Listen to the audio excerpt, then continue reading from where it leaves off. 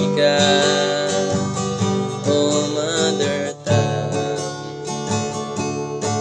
Sa ating puso at isipan, ito'y nagmumula.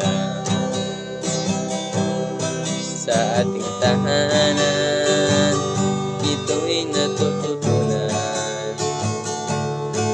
Sa ating pamilya, ito'y kinagisnan. Ang wika ay ating kayamanan. Ito ang pundasyon ng ating pagkakilanlan. Dahil dito tayo'y nagkakaunawaan. Sa kultura natin tayo'y nagkakaisa.